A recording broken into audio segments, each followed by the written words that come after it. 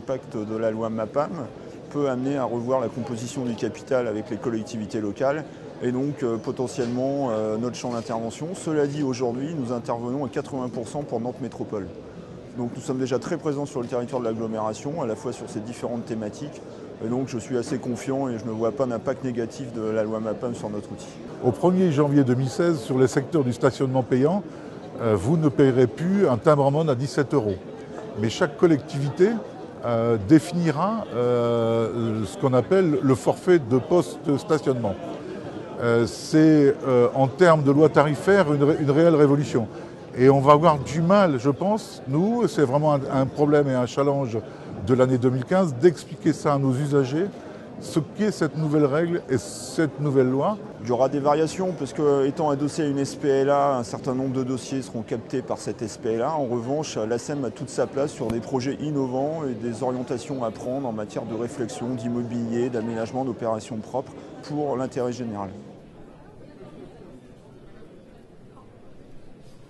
Et le véhicule électrique qui pose aujourd'hui encore quelques problèmes, qui n'est pas encore très utilisé dans les villes. Le deuxième point sera le véhicule à basse consommation. Alors sur le développement durable, on est assez en innovation puisque c'est une approche que l'on a aujourd'hui au quotidien sur tous les dossiers, de la construction à l'aménagement, en sachant qu'on ne peut pas non plus tout faire. Il y a déjà des structures qui font du photovoltaïque, etc. Donc on ne peut pas non plus démultiplier les outils.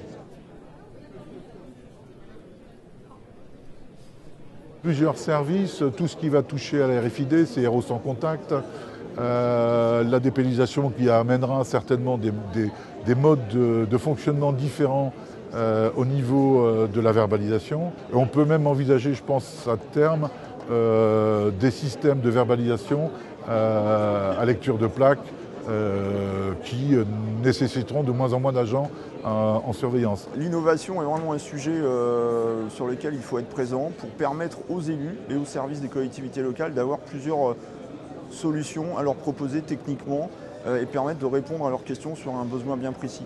À ce sens, on a une expérience au niveau de l'ASEM Loire Océan Développement. On a créé une filiale avec la Caisse des dépôts et consignations en zone en rue pour porter du patrimoine immobilier, une cour artisanale et un immeuble de bureau. C'est un vrai succès aujourd'hui. On a un taux de remplissage de 85%.